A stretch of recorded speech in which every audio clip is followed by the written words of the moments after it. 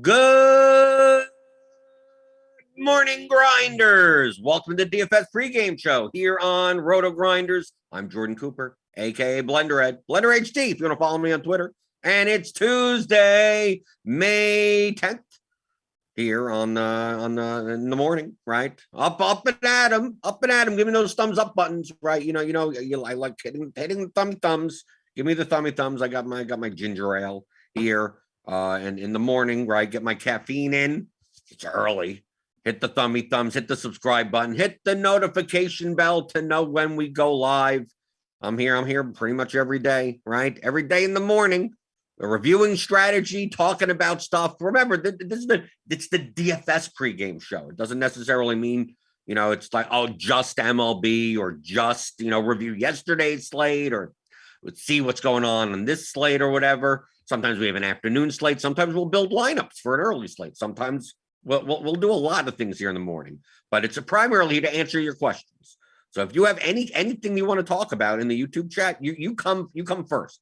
A lot of people listen to this on the podcast feed. If you don't realize, there is a podcast feed for this, and we get thousands of downloads for it. And people learn from the questions that you ask. But if you get here early in the morning, you're who I look at first, right? Suki Singh, Brett Booth, Real Life Pitcher, Matt Mears, Neil Jaworski, Kickstart, Alex Santi, Trey, right? Ginger ale does have caffeine. Yes, it does, I believe. Does it not have caffeine? Did I not realize that I thought it has caffeine. It's not caffeine free, right? It doesn't say caffeine. Oh, it does say caffeine free. Okay, it doesn't have caffeine in it. Feels like it should. Yeah, maybe it doesn't. Okay, I never realized. Yeah, ginger ale, why would it have caffeine in it? I don't know. It wakes me up, right? Carbonated beverage, I guess. I don't know. It's probably healthier than a Red Bull or something, right? I guess Alex is right. It doesn't have caffeine, right? How did I not know that? Yeah, it says caffeine free right here. Okay, whatever. So I'm going to fall asleep during the show then, right? Yeah, Alex said, damn, I wrecked your placebo, whatever. As long as I'm up and at him, typically by the time I start the show, I wake up. Right. So once I'm in the, I'm good. Right. Like yesterday, Shohei Ohtani, right. Big game. Josh Naylor saved my ass. I had a Cleveland three man with Josh Naylor in it. That helped me cash the lineup. I made a little money yesterday because I had a Philly stack. I only played 4 lineups yesterday. I played 1 in the 121 and 3 in the $88 one. I've been doing more of that on Draftkings and when I play on Fanduel, I don't mind playing the large field GPP, right? I'll probably play, I think, 60 or 70 lineups tonight on 12-game slate on Fanduel. But stacks I played yesterday, I played primarily the Rays. Played the Rays, the Phillies, which helped me out, obviously, the Phillies. The Rays, the Phillies. I played 1 Dodgers stack. I played a Cleveland 3-man with the Rays. That's the one that had Josh Naylor. And what else? Did I do what other team? Did I play any other team? No, I don't think so. I think it's mostly I was mixing everything around with the Rays. And yeah, the Rays didn't do that badly, right? Right. He had Margot, even though he came out of the game. Arazarena had a home run. Franco had enough points. I mean, it was a low scoring slate in the beginning, and then just all of a sudden the late games were all, wacko. But I mean, my pitchers, I primarily Gore and Urias, and they really didn't score enough. But if you mixed the Phillies and the Angels, you probably won yesterday. We see here in the large field GPP 5-man 5-2-1. with Syndergaard and Quintana, which is a weird pitching combination. We have Goat Fire here, Rodon and Blackburn with a 4-man Phillies, and then a bunch of one-offs. It always sucks when 37% Dalton Varsho gets 17 points, right? I basically got Miami and Arizona. I just X'd out in my line, and same for San Francisco. I had all of them over-owned, and on especially it wasn't that small of a slate, but it was small enough where it's like I'm just gonna X out the 3 highest owned teams and play everything else other than that. Right, here's his 5-man Phillies stack. Right, because the Phillies were like low. Oh, look, 4%, 4%, 5%, 7%. Castellanos was 8%. Right, and it's the Phillies, so why not? There we go. But it's Chris Flexen. He's really not a strikeout pitcher, so why the hell not? Of course, then by the 8th inning, they're substituting players, pinch hitting, and everything. So that sucked. Didn't get that last at bat out of some of them, but that did pretty well. Philly was like the 5th highest ceiling projected team. And they were going at, because they were priced up a bit, right? So like a lot of people were playing cheap Arizona, right? Cheap Arizona batch, cheaper Miami, San Francisco was cheap, right? So it's like, okay, where can I spend up? And it's not like the Phillies were exorbitant, right? Other than like Real Muto, Harper, and Schwarber were like the expensive Phillies. But like some of these guys, Hoskins 3,700, and some of these guys are under 4K. Castellanos was only 4,300. So when I was running some lineups, the Phillies were coming up from a ceiling perspective, higher than their ownership. So decided to play one. Right, the Dodgers were about efficiently owned. A lot of people got off the Dodgers, so they came in a little bit lower. The top of the order, like Betts and Turner, were higher owned, but I played a 5-man stack without them in it. So I was playing Freeman, Justin Turner, Chris Taylor, like kind of that type of Dodgers lineup. That didn't work out, but that's primarily what I was doing. Let's see. Neil Jaworski attacking those SP2s. Well, on this slate, the slate yesterday, I didn't see 2 types. I think Rodon, Urias, Woodruff. Obviously, the Reds got the Woodruff. I didn't want to attack Woodruff. But I was more inclined to it. I used Cleveland to attack Kopech. Although Cleveland, like the Cleveland players got there off the bullpen, not off of Kopech. I didn't mind, like Kopech wasn't going to be popular or anything like that, but also his pitch count tends to be lower. Like he's more, if he gets knocked out of the game, he only may last 3 or 4 innings. So I don't mind that as much. So it's a choice of, do I play Kopech as low ownership or do I play the Indians because no one's going to stack against him? So I just decided on the Indians based on what was coming out in lineup HQ. Oh, let's see. Red Booth asks, is there a good projection site for WNBA? RG doesn't project, and on Discord, people were laughing about some other sites' numbers. Yeah, I have no idea. I don't play WNBA. I don't believe we have WNBA projections, so no clue. No clue. Good luck with that. Good luck with it. Good luck projecting minutes, unless you really know WNBA. Trey said I had 75% raise stacks. Their ceiling was outrageous. Their ownership was minimal. I don't know what they were on FanDuel. On DraftKings, they came in much higher than what was projected. Like Margot was 15%, at least in like the $88 contest. I don't know in the $15 contest. We can take a look here. Like let's see. Let's go to the compare exposure. Just let's go to the filter by team. This is the 15. This is the large field GPP. Tampa Bay. Right. So yeah, Brandon Lowe is 15, Margot was 12, Wander Franco was 11. Right. Brett Phillips was 9. So like, especially if you had the bat projections, Tampa Bay projected very well. So they came in much higher in the large field contest. But this was about the ownership. It was a little less actually in the $88 contest of the single entry 121. Like Wander Franco, I think was like 10%. Lowe was like 12, Margot was 15, but like a Rosarino was like 3, and Brett Phillips was 5, right? Yandy Diaz was 2 or something, right? So the stack as a whole, like as long as you're not playing like Margot one-offs or Lowe one-offs or something like that, the stack still was fine. But I knew that it was going to be higher than what was projected. I think we had it like 3 or 4% don't stack, and I knew that was going to be higher. right? Just based on the back projections that that people are going to get to them a little bit more than what we would predict them to. But I still thought they were good value otherwise. And then I didn't mind playing, a chalky pitcher. If I'm not playing Arizona with 37% owned Dalton Varsho, I mean, let's take a look. Right, Varsho was 37% owned. Turner, and then the next highest batter was Turner, Robert, right? Because I didn't play the White Sox because they were going to be a little too chalky, right? Tim Anderson was 12%, right? I just basically looked at this and said, I'm going to X out the Marlins, the Diamondbacks, the White Sox. But if I'm going to play a little bit higher owned team, I'm going to play the Dodgers, but I'll just play them differently, right? If I don't play Turner and Betts in the lineup, 18 and 14, I could get a Dodgers stack at a similar ownership to like the Rays, and it's obviously a much better team. Brett Booth, how large of a slate has to be to start Xing out higher owned teams? What if the highest owned team is still under owned by Slate IQ? It's all relative to your own risk tolerance, right? If I was playing 150 lineups, I don't X out teams, right?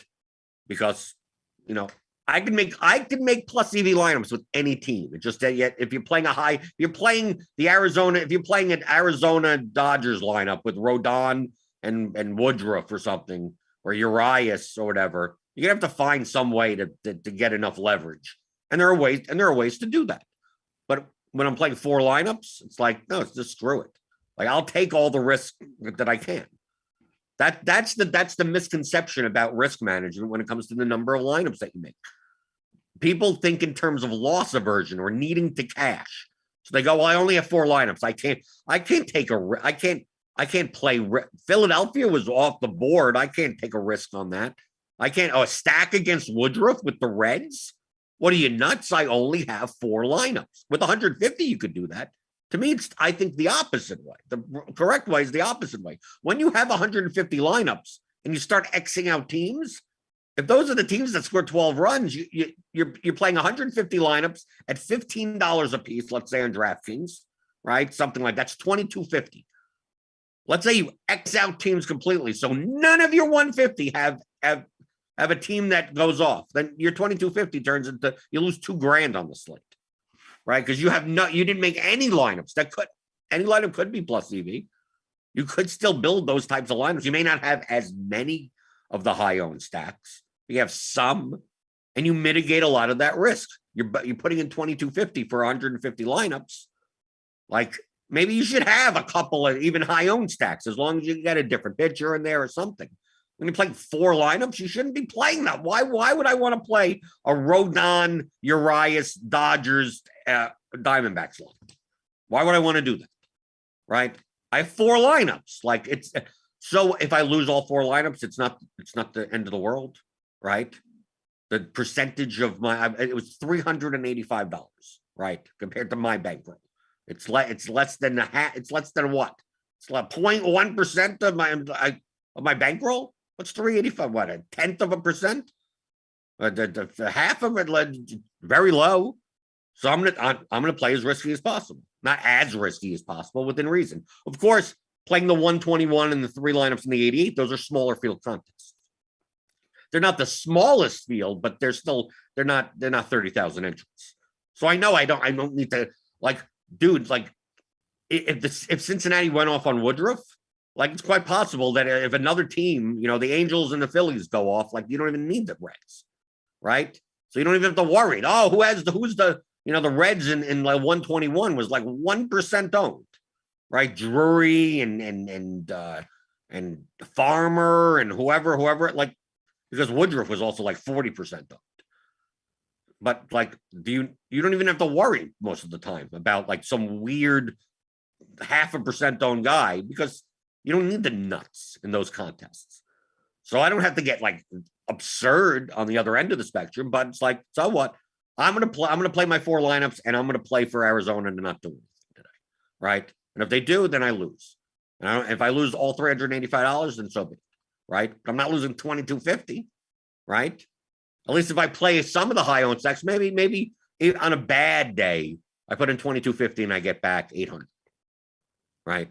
Which is Well, I mean, still, that's more than half of what you put in, but it's not minus 90%. It's hard to survive a lot of minus 90%. You're gonna lose a lot of money in the process. And that's why playing 150 lineups much harder than people think, right? Much harder than people think. Brett Foot says, I keep on thinking I should keep them around in small percentages to use as a second stack with under-owned teams as a blend. Yeah, no, that's fine. You could individually, those lineups are fine. Just depends on how many lineups are you playing and how much of your portfolio do you want to dedicate to those lineups. That's a risk management decision. You can build plus EV lineups with any team, right? Well, if I'm playing the high on stacks, I'm playing the low on pitchers, right? Or low on one-off, right? Something like that. If I'm playing the low on stack, I could have Dalton Varsho as a one-off in that lineup, right? You could have Dalton Varsho in a lineup with 2 5% owned pitchers and a 2% owned stack, and then that's fine, right? You can make that lineup, but you could make thousands of those lineups. How many lineups are you playing? If you're playing 150, right, you could only play 150. So there's a cutoff point of what are you going to do? If you're playing 4, if you're playing 1, like what are you going to do with one lineup? I wouldn't play the chalk in one lineup. That's stupid, right? Play to win. Don't play to cash. You're going to bleed your money. You lose to the rake in the long run by playing, play the 2 highest owned pitchers and the highest owned stack in the 121, right? Especially when those players tend to be over-owned because the field condenses on that. This is all risk management. This is all diversification. This is not strategy. You can build a plus EV lineup with any team. Marco asks if I'm playing the showdown for Liverpool. No, this season I have not played showdown contests in soccer. I typically just play the Premier League and Champions League main slates. And Champions League when it's 4+ teams. Now, once it gets to the knockout phase, I typically don't play Champions League. Scorpion McScorp asked, do you use a max percentage of a pitcher? I read somewhere they're playing more than 40% of a pitcher is a bad. Exposures don't matter. I will repeat this. I've said this. You could go back a week, it seems like I talk about this. Exposures don't matter, right? Lineups matter. I don't want to play more than 40% of a pitcher. You could play a pitcher in 100% of your lineups. It's about the lineup as a whole. If you're going to play, if yesterday you decided I'm going to play 100 lineups and I'm going to play the lowest owned teams as stacks, right? I'm just going to play the lowest owned teams as stacks. And if whatever pitcher, if you're not playing the Pirates and you're like, I want to play Julio Urias in 100% of those lineups. Well, individually in those lineups, that makes sense. Individually in those lineups. Now, do you want to have the risk profile of having 100% exposure to a pitcher? That's up to you. The individual lineups are plus EV. Your portfolio is completely plus EV. If we played this out 1 million times, you'd make money, right? Yeah, but on the days that Urias does poorly, you lose all your money. And the days Urias does really well, you win a lot of money, right? Like it's just the distribution curve of your outcomes, even though the results will end up the same, is going to be much wider. Your things are going to go like this. If you spread out your diversification on plus EV lineups, it'll be smaller. It's like having 20 stocks in your portfolio versus 1 or 2, right? At the end of 30 years, you end up with possibly the same amount of money, but it depends on what the swings are. So there's no such thing as never think in terms of exposures, right? Unless you've already built plus EV lineups, and now it's like, well, now I have to choose X amount out of the 17,000 that you could make, right? Because that's the point that I made. That play whoever you want, you can, right? Well, I want to play Varsho. Should I fade Varsho? Should I not fade? Well, Varsho fits perfectly fine in certain lineups, and in other lineups, not as useful, right? A high-owned one-off in a lineup that's already chalky, probably be better off not to play. But in a lineup with all 1% owned players, then why not play the highest projected player in that lineup? At catcher, especially when he's eligible. That's perfectly fine. How you end up on whatever exposure is, are the lineups individually plus EV? That's what matters more than anything, right? And then from that point, you could do whatever you want. I could build 150 lineups that are plus EV and give you my exposures. I could literally say, here's my screen. I have 38% of this guy. I have 21% of that guy. I could just give it all to you. Just here you go. Here are my exposures, right? You could build lineups with the exact exposures that I have, and all your lineups could be bad, right? And all my lineups could be good, right? Our lineup HQ screen will look exactly the same as far as the exposures on the players on the one side, right? I have 40% of this picture. I have 22%. And you look through all that, and then you look at my lineups, and they look completely different than yours, right? So what are the exposures? So if that doesn't matter, the exposures don't matter. They're just a representation of your lineup portfolio as a whole. So don't concern yourselves with exposures until you already know that you can build plus EV lineups. Once you're building plus EV lineups, then it just comes down to which ones do you want to play and how much risk do you want to take on. And that's not a strategy question. That's what you want to do. Certain sharp players, we take a look at when we compare exposures, play a high variance, aggressive approach. And they go, where's the biggest edge, the most under-owned or whatever? And then I'm going to play 150 lineups, and like they have 110 stacks of one team, right? And if that team goes off, they have a lot of bullets for first place. And if that team doesn't go off, they lose a lot of money, right? And then there's some people that play a much more even, more diversified approach, where they have a bit of everything, kind of, right? Each lineup is plus EV, but they'll have 3 Diamondback stacks. They'll have 5 Angel stacks. They have and they'll have 12 different pitchers that they're using, depending on what lineup it's in, right? So any different type of scenario, you have something going, right? Your distribution of outcomes on a contest with your entries are going to be, all over the place. From top to bottom, it's going to be more like a bell curve. When you play much more condensed, like you're playing a core type of thing. I'm only going to play 3 pitchers. I'm only going to play 4 stacks in 150 lineups. Most of your lineups are going to be bunched together, right? Because they're not, the lineups to each other are correlated, right? Because they're just like 2v2s. It's the same 2 stacks together, just with 2 different batters or the different pitcher. So the lineups are going to be close together on the standings. Which one is better? There's no better. Are the lineups plus EV individually? If the answer is yes, then it doesn't matter. Then it just comes down to risk management. Let's see. GL Jaworski asks, how crazy would a twin stack be tonight? I have no idea. I've barely looked at the slate tonight. I have no idea. You can make a plus EV lineup with the Twins. I'm assuming you can, right? You could always make a plus EV lineup with any team. Jay Gorel asks, is it viable to set a total lineup ownership percentage to make mass entries easier instead of pairing chalk? I'm assuming that's chalk stacks with low end pitching. Or do you end up with stacks that miss the core hitters? Now, typically, lineup ownership percentage, the max ownership, is a blunt method of doing it that is typically directionally accurate enough, right? Just make sure that what I would suggest is you run lineups first, right? And see what the ownership sums of the lineups that you wouldn't want, right? And then find the one that you would, and whatever that highest number is, then put it in and then rerun your lineups. So like if the 2 chalk stacks were coming together too much, like run it without an ownership sum, right? And then you see it's like, oh, I have the 2 chalk pitchers and the 5-3 of the 2 chalk teams. Well, what's the ownership sum of that? 270.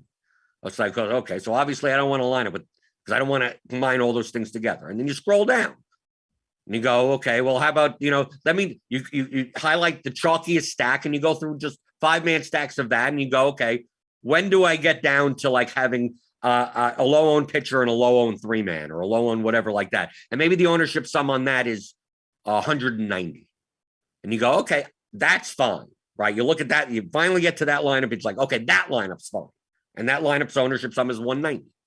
So then you go, it's like, okay, so how do I eliminate all the ones above it without having to run and delete stuff? Well, set your max for 190. And there you go. Maybe you look at some like, oh, if I play the 2 chalk pitchers together, right? When do we get to low owned stacks? And you go down, you go, and you get to like 205. And it's like, okay, that lineup isn't bad. That's fine. I think I have enough leverage in that lineup.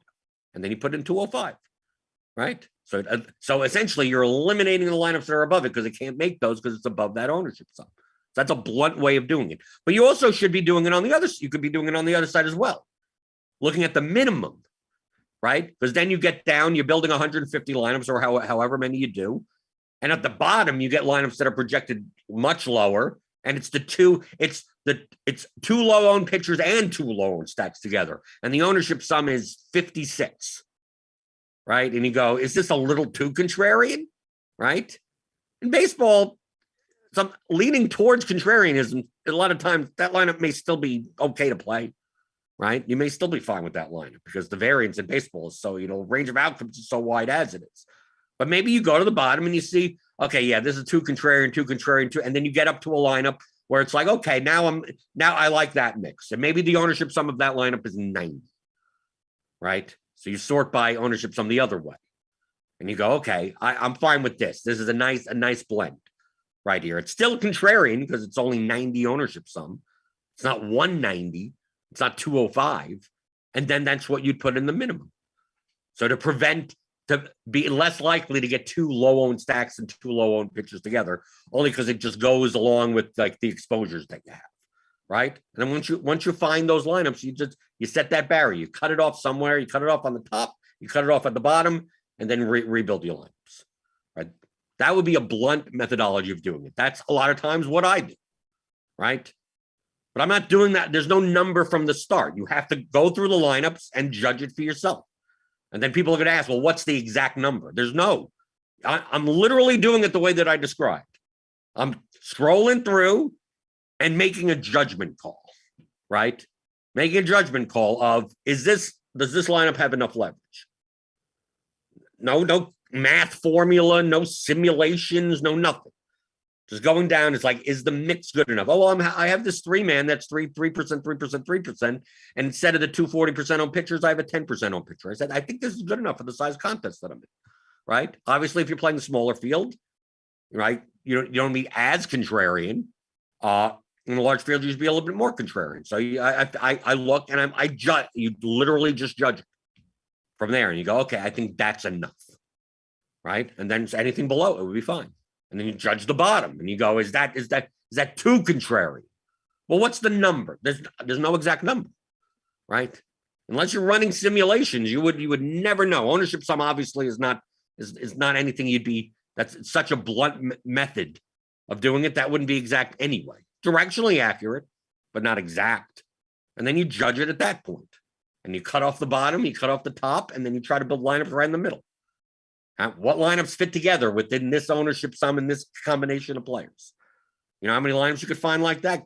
For large field GPP, tens of thousands. We have a 12-game slate. You could probably show me 20,000 lineups and I would go, okay, that looks good. I think that's fine for a large. I think that's plus EV for this large field contest. 20,000 lineups. And they have all different teams. Obviously, the better projected teams, they're going to be more of those lineups than the lower projected teams. The under-owned lineups, there's going to be more of those than the over-owned lineups. There's still 20,000 lineups to choose from, right? So just choose them. Especially when one swing of a bat is 14 points in MLB. NBA, it's not as much like that, right? Giving up 14 points in NBA is a lot. So you may not be playing lineups that are 25 points, 30 points below like optimal. Because you could find 10,000 lineups before that point. In baseball, dude, the difference between the top and the bottom could be 50 points, and like team goes on a run for an inning, and you make that up in a span of a half an hour.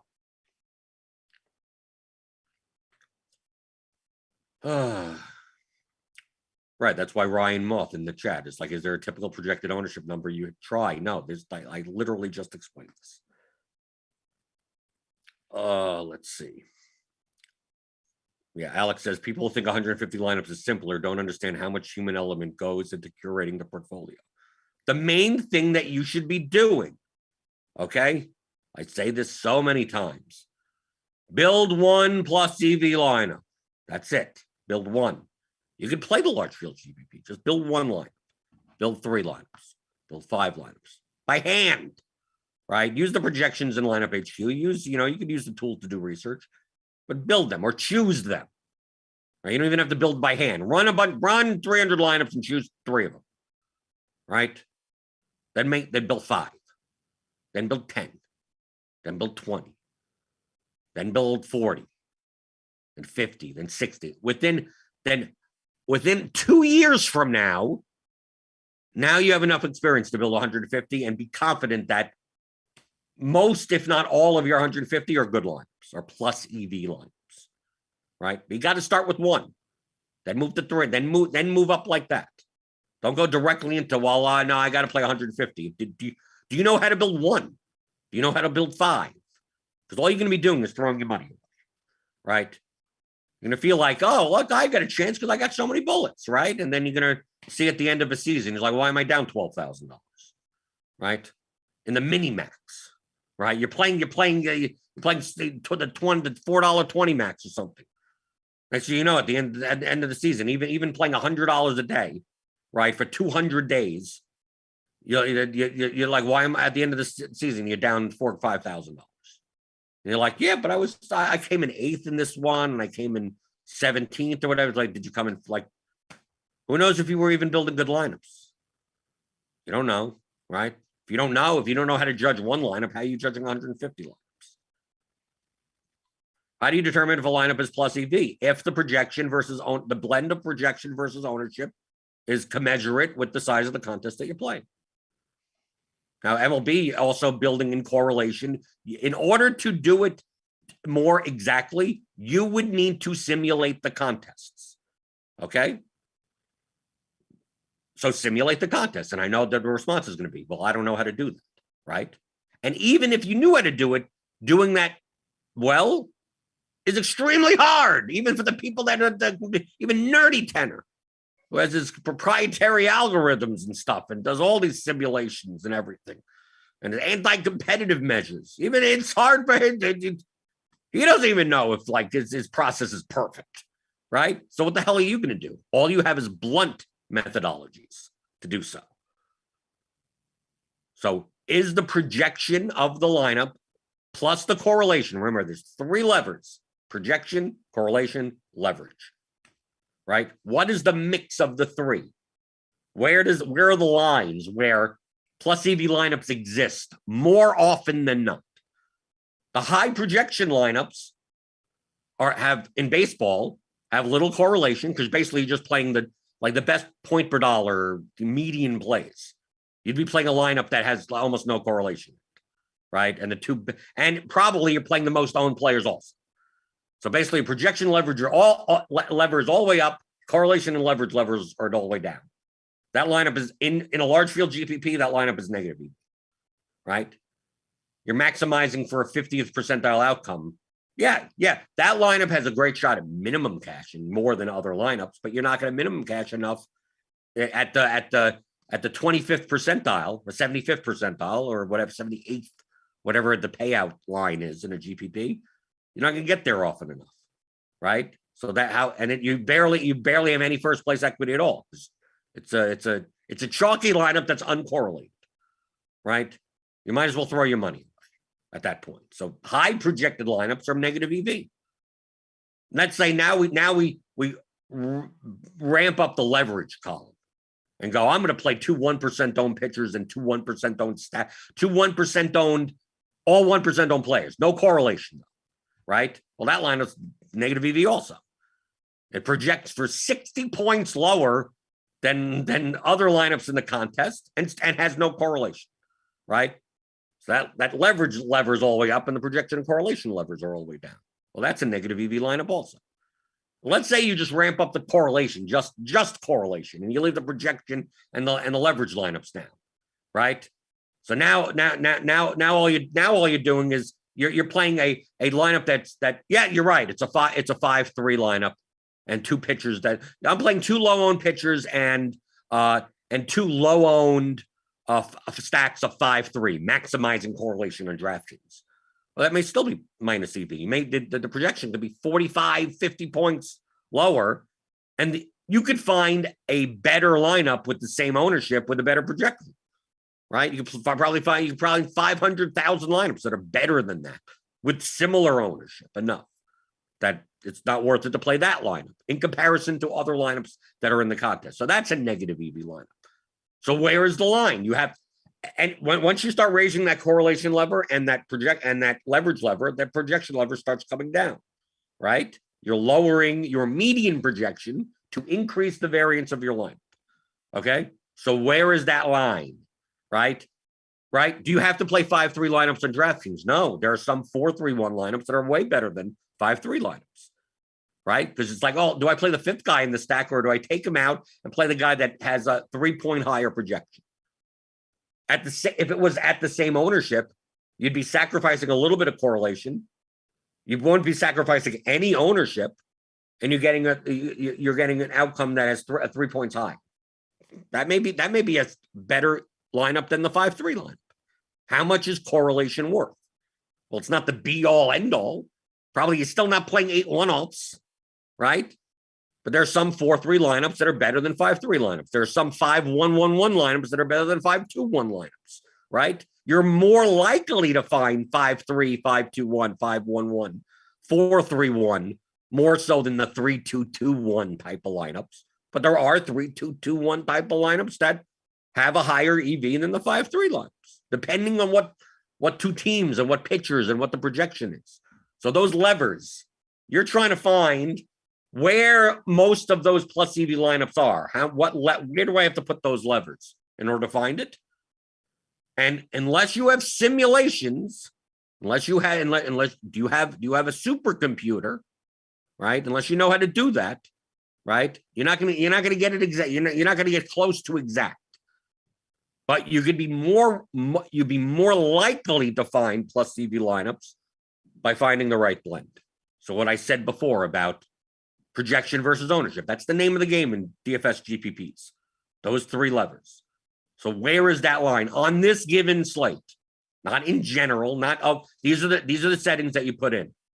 And you'll always get that. No, that doesn't apply. You have to judge it for every slate. Right? A 3-game slate is different than a 12-game slate. A same slate with 2 grossly mispriced pitchers for their projection is different than another 7-game slate. There's a 10-game slate with 3 games that are possibly going to get rained out, or but possibly not. So the ownership could go, who knows, right? Do you take a shot at one of those games? But that's a different context. Every slate is different. It's like playing poker hands. Like, dude, every poker hand is different because you're not going to be playing against the same 9 people or however many at the table, different positions, right? All you have to do is take the 9 people that are at the table with you and say, get up and everyone play musical chairs. And then next thing you know, every hand is going to be different now because you're going to be on the right or the left of different people now. Change the stack size. If you're playing no limit, change the stack sizes, right? If you're playing a cash game, there's a big difference in how you play hands. When you're playing a 1-2 no limit 300 max game, and you have 1,000, and the biggest fish at the table is 3,000 because he's gotten lucky and ran over the table. It's like, oh, now you play hands differently, but it's much different than when you're sitting there with $1,000 and everyone has $100 in front of them, and they're all weak type players, right? Now you're playing hands differently in those, right? Is it worth playing speculative hands? Are you calling $12 raises when everyone has $100 in front of them with 3-4 suited? Probably not, right? In that context, but you tell me that everyone's deep stacked, especially when you're playing against players that don't know how to play deep stacked. Then you're more likely, oh, fine, I'll call that raise because it's 1% of my stack of each of our effective stack sizes. It's like, okay, the implied odds are there to do it, especially when you're up against an opponent that's going to be making mistakes and you have position on them, right? Let's say they're on the other side of you. Well, now you played it slightly differently. So it's the same thing as in poker, asking, like, can you just give me hand charts, right? What hands to play in what positions and what like it's blackjack basic strategy. That doesn't exist. The players in the game will always be different. The positions will be different. The stack sizes will be different. So there'll be certain cases where you're raising with ace king. There's certain cases where you're folding with ace king. Certain hands you're calling. Certain hands you're checking on the flop when you hit. Sometimes you raise. Like it's all dependent on all of that. So the same thing applies to DFS. That's why there's no magic settings, right? You say on this slate, here's where I believe the range of the right mix of projection, ownership, and correlation lies. And there's probably 15,000 lineups that satisfy that, right? So I'm more likely, if I were to choose 150, most likely 90% of my lineups are going to be plus EV to some extent, right? And especially if you're playing the large field contest, you're in with a lot of weaker players. So your average lineup EV is more likely to be higher than the field, your opponents. Now, if you're playing higher stake stuff, you're playing a 200-person field, your lineup has to be a little bit better because people aren't building as many bad lineups.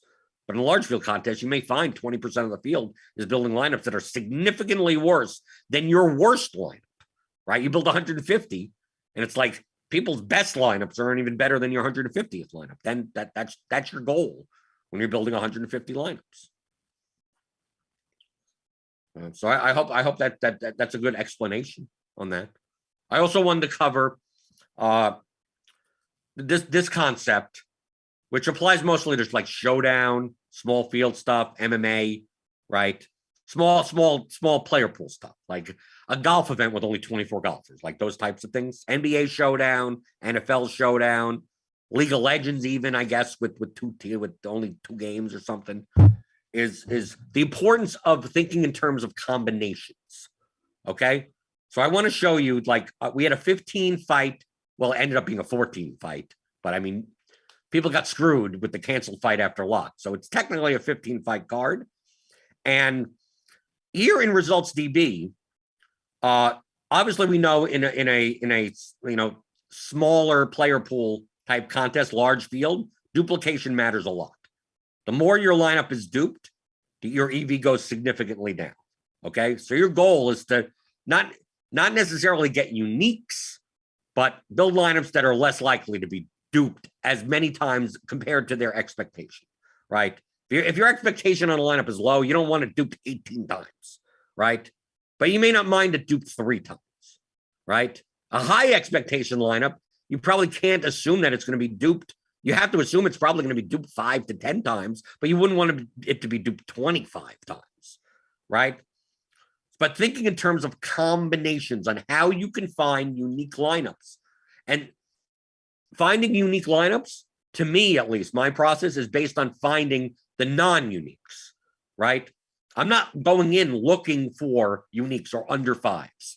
I aim for under 5s. I don't mind sharing with 3 other people for 100K. For 2 other people or 1 other person, right? So it doesn't have to be unique, but I'm aiming for under 5s. Think in terms of combinations. People overestimate the amount of combinations that are available within the salaries construction when you pair certain fighters together or players together. Okay, this applies to all sports, especially correlated sports, right? Like baseball. Well, if I play these 5 guys and this one pitcher on a 3-game slate, how many combinations are there? Now, in baseball, there's a lot more players to choose from, so there's a lot more combinations. But in something like MMA, we could take a look here because we could look at duplicates, right? Here's a lineup duplicate 129 times. The 2 main event favorites, Chandler, Chaos Williams, Gatto, Ariana Carnelosi. Like if you played this lineup, you're throwing money away, right?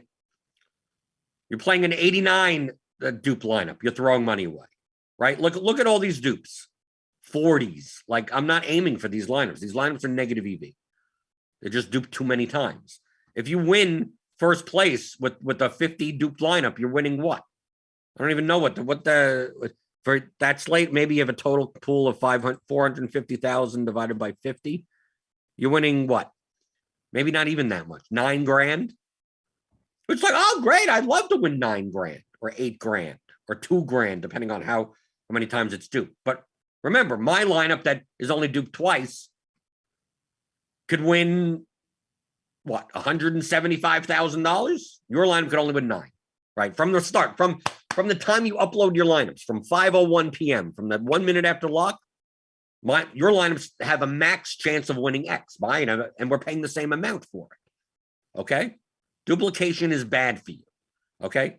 Now, there are lineups that can be duplicated and still be plus EV because their expectation is much higher than others, right? But typically, that's not in the 30s and 40s. That's not even in the 20s. Like, maybe you could find some that are duplicated 12, 15 times that have a high enough expectation that when it wins, it's still plus EV, but that's even kind of rare. So that's why, like, under fives is like that sweet spot where you can find plenty of lineups that, even though they're duped 3 times, 4 times, is still plus EV for the contest sizes that we have in MMA. Okay, but if we take a look at the dupes here, what do they have in common? So this is how I start my process in MMA.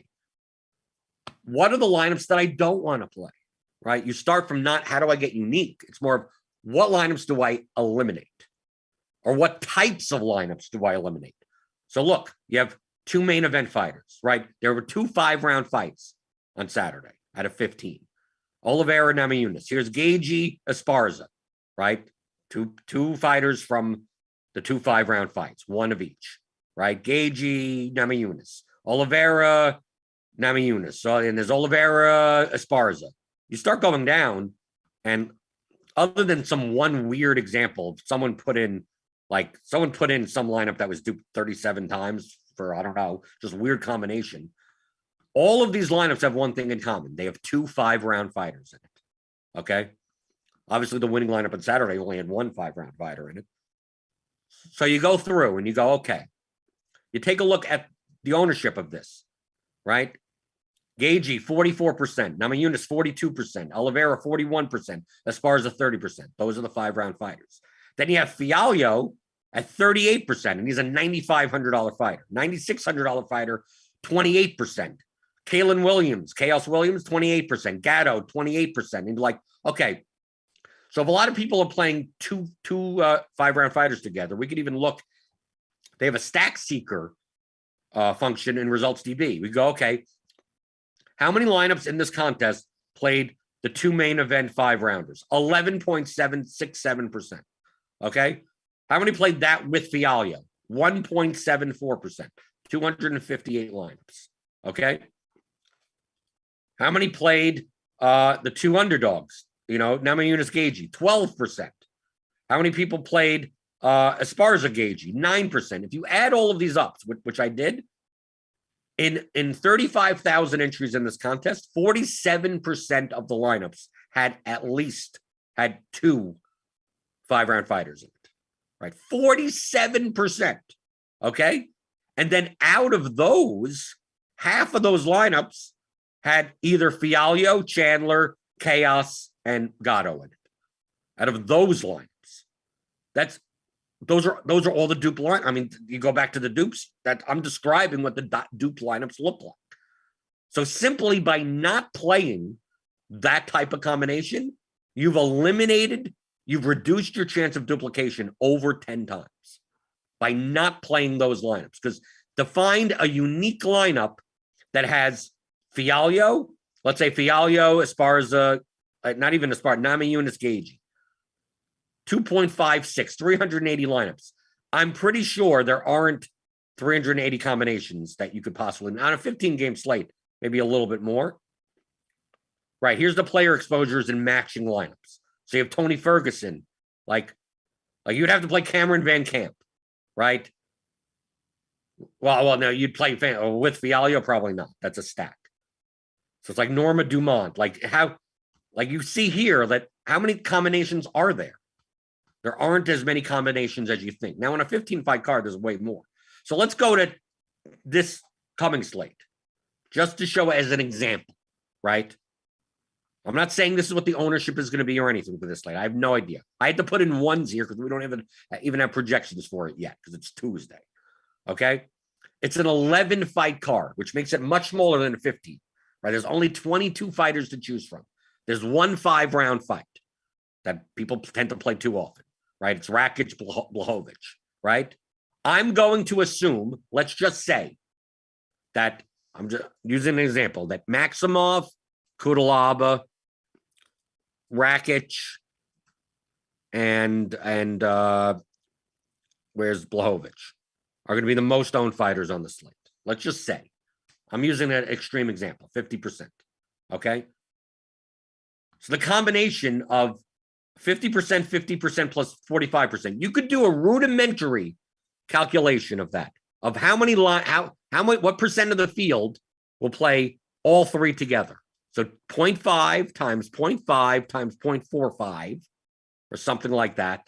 That's 11.25% of lineups that'll play all three.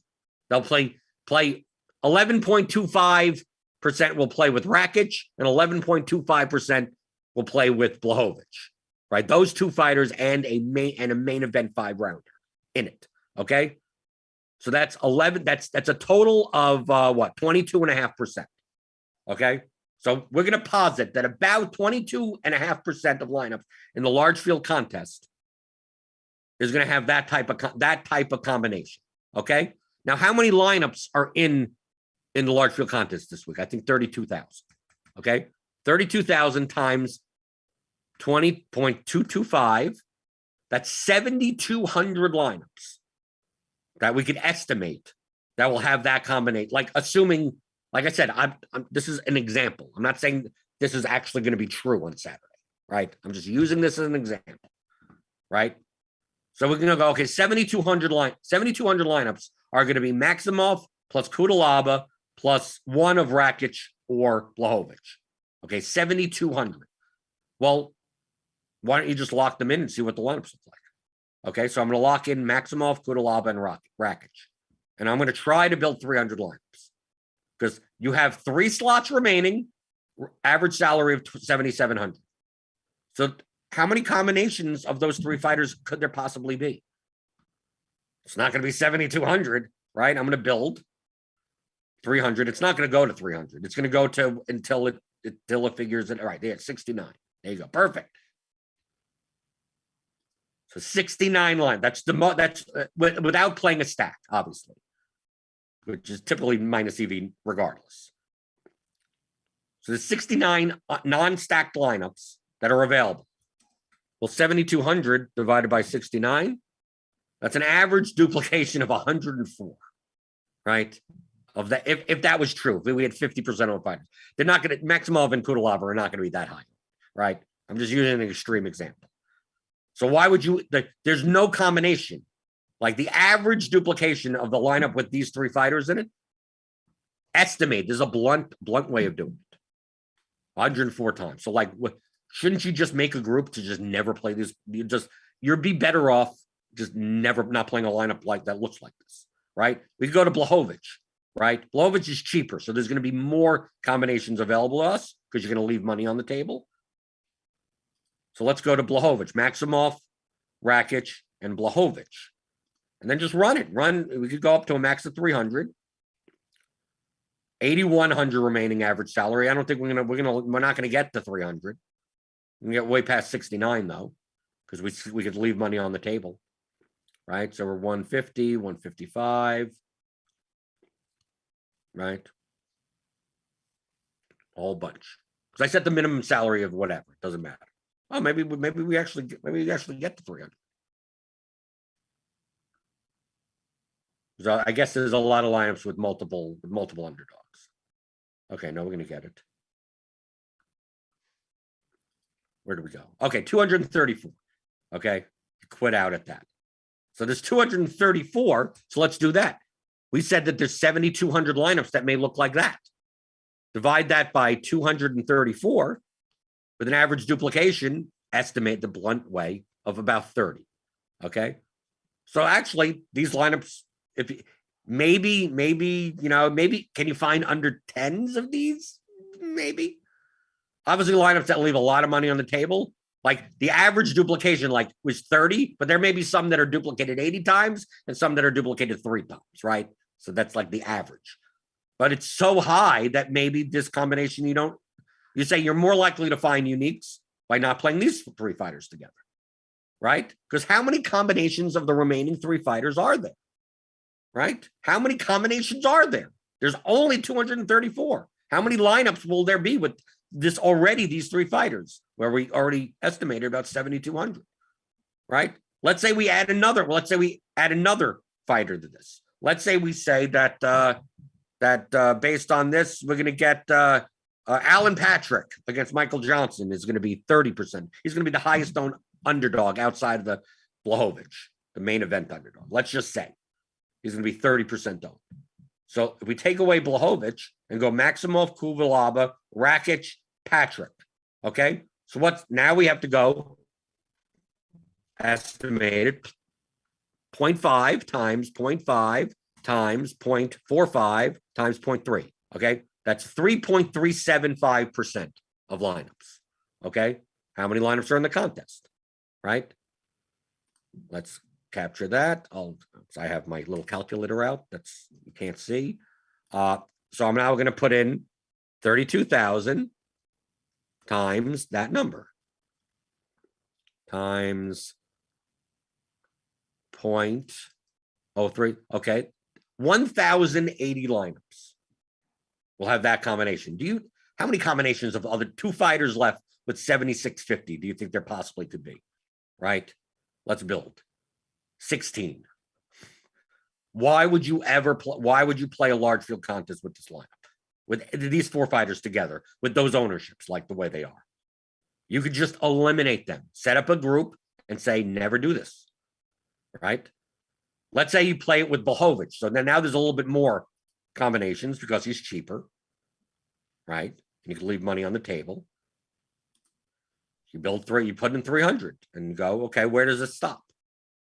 53. Okay. Is it worth it? There's going to be 1,080 lineups that look like that, but there's only a grand total of 53 combinations of that, right? So this is a line that these are the types of things that I would do. Look at that and go, what's the chances of me finding a lineup that's under 5 dupes with this combination? Very small, right? So like on the past slate, if you wanted to just say, never play Fialio and two main event fighters together, that would be a group that that's going to be duped too much, right? And you find where the things are going to be duped too much and you weed them out immediately. So knowing how people are going to build their lineups together to see what the combinations are. And the more fighters you add to that, the less combinations there are, right? See how many combinations of just Maximov plus a main event fighter. See how many combinations there are, right? Once you start adding a couple of fighters, especially on an 11-fight card, you start running into, you put in at 300, and you never get 300. And you see how many lineups in comparison. And sometimes you go, well, what's the lowest owned fighter? And you put, how many lineups should I expect to see that have this combination of these 3 or 4 fighters? These 3 fighters, this combination, maybe you only see 80, right? And you go, well, how many combinations of those 3 fighters plus, then you go, it's like, oh, like there's going to be 80 lineups that look like this, and there are 12 combinations. So it's like, well, the average, maybe there's 18 combinations. And you go, okay, 80 divided by 18 is 4. It's like, oh, that's under 5. Okay, I don't mind those combinations. I want to play a bunch of those combinations, right? So thinking in terms of combinations. And the concept still applies to other sports as well. It's not as binary. It's not as like linear. This is easy to see in MMA. But think in those terms of, I'm going to play 5 3 lineups, right, in baseball with the 2 most expensive pitchers. And I'm going to play 2 most expensive pitchers in the Dodgers as a 5-man. How many combinations of those lineups are there going to be? They average out the ownership or something. You could eyeball it even and go, well, if I play that and I go, okay, I got to play a 3-man stack, and you go, well, the Diamondbacks are for salary are the ones that fit. It's like, well, they're owned also. There aren't as many combinations as you think, right? It's like, well, if I don't play the Diamondbacks at 3-man, what teams fit as a 3-man? Oh, Indians, maybe. And you're playing 3 cheap guys. Like, how many combinations are there? And the more owned your lineup gets, the more lineups in the contest have that type of lineup. And you're restricting what you can play in the other 2 spots or something in your lineup that there really aren't as many combinations as you think. You could do that for Showdown, right? I'm going to play I'm going to play this wide receiver and captain, right? I'm going to play the quarterback with him, right? And I'm going to play the high-owned running back on the other side of the game, and then you have 3 more spots, right? And you go, well, how many combinations are those, right? Compare, look at the ownership of those, the captain and those 2, but multiply them together, get a general feel of how, how owned, because it doesn't consider correlation, so it's not going to be exact. And you go, okay, there's 120,000 entries in this contest, and this combination of this and captain and these two guys is going to take up 2% of the lineups in the contest in total of 120,000, right? So 2%, that's what? 2,400 lineups or something? What? 120,000 times 0.02, right? 2,400 lineups. Okay, there's 3 spots left. How many combinations of the 3 spots are there, right? And you may automatically exclude like the $100 guys that, that's on the bottom that may not even get any snap, like literally have a projection of 0. So you kind of get rid of those guys. You go, how many reasonable combinations are there left? And you go, reasonable combinations? Maybe you could run in Excel. Like at this point, you're probably going to get over 300, right? And you go, well, if there's 1,200 combinations, that means average duplication of 2. You're probably fine.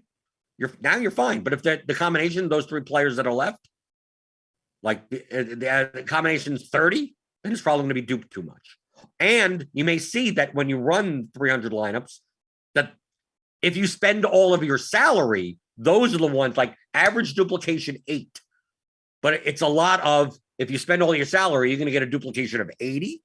And if you leave 6,000 on the table, you're going to get a duplication of 2, 3, 4, maybe a unique, something like that. So thinking in terms of combinations, just the mindset. Remember, I teach in the scope of concepts, how to think, the mindset of playing DFS, how to think like a DFS player. That's why I made the theory of DFS, theory of daily fantasy sports, how to think like a professional DFS player. This doesn't have the formulas. This won't teach you how to build simulations and projections and everything, but it'll teach you what they all are, how to use all these tools and think in terms of probability, in terms of statistics, in terms of game theory, right? How to balance that out. Will it get you exact there? No, it's very hard to get exactly there. If you think in these terms and play in this manner, utilizing game theory, you are more likely than not to become a profitable player, because even the computer simulations it's doing these things anyway, and it probably in a little bit more exact manner. What Nerdy Tenor does, right? Daniel Hutchins in the chat, right? Typically, he's getting lineups that look like mine. I mean, I look at his lineup. I go, he's getting lineups that look like mine, but his diversification may be slightly different, right? He's playing a little bit more balanced. But from a ownership versus projection standpoint, his lineups look very similar to the lineups that I play in the contest that we play together, right? Sometimes I screw up, right? Sometimes he screws up. Sometimes CSV errors, and who knows? Comma's in the wrong spot, and next thing you know, you have 68% of a guy for no reason, right? Sometimes that type of stuff happens. For the most part, you can get to that point too. You just have to think in these terms. So even if you're hand building one lineup, even if you're playing a 3-max contest, even if you're not playing large field, you are playing large field. You're playing 150. You're playing 2 lineups. It's still the same game. This is the game of DFS. And if you want to get this type of content, I mean, I explain this type of stuff in the course. So if you want a nice 15-hour seminar that encompasses all of it, right, rather than having to go through all these pregame shows and find all the little spots through 500 hours to get everything, just go to theoryofdfs.com. You can even see the contents, and you can see the chapters, testimonials, and everything. Theoryofdfs.com. Give me the thumbs ups on your way out the door. We covered some stuff. We got a nice teaching session today right? We talked about some stuff. And hit that subscribe button if you're new here. Hit the notification bell to know when we go live. Got Live Locked with Grant on the Scores and Odds channel at 2 p.m. Eastern. We got Grinders Live later at 5 with Dean and the guys, and Crunch Time right after that, which is free all season, presented by FanDuel. So he got Roth with the weather. I don't think there's really anything weather-wise based on the weather report I've seen from him. I think it'll be a quiet day on the weather front, but they'll be leading you up to lock on crunch time. So hit those thummy thumbs on your way out the door. And we'll go over this 12-game slate tomorrow. And no, programming note. Next 2 days, because there's an early slate, we're doing Grinders Live. Typically like Wednesdays and Thursdays, right? You'll see, you won't see the pregame show thumbnail, right? You'll see the Grinders Live thumbnail. But whenever there's a Grinders Live early in the day, and it's basically this show becomes that show. So I'll be on with Dean, right? And we'll actually be talking about the afternoon slate, whatever slate that comes up early in the day tomorrow and Thursday. And then I'll be back on Friday for a normal pregame show. But that's the way it works, right? This show gets preempted whenever there's an early MLB slate. But I'm on the show anyway. So I'll see you tomorrow no matter what, right? But it'll be for Grinders Live. And then we'll be back to answering your DFS strategy questions as I always do on Friday, right? That I do on the DFS pregame show on RotoGrinders.com.